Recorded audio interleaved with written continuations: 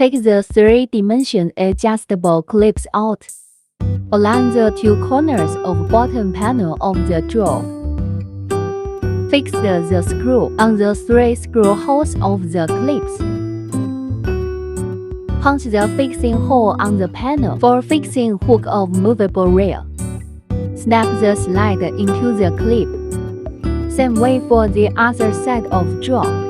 Put the fixed rail to cabinet, fixed with screws. Same way for the other side of drawer. Pull out the rail.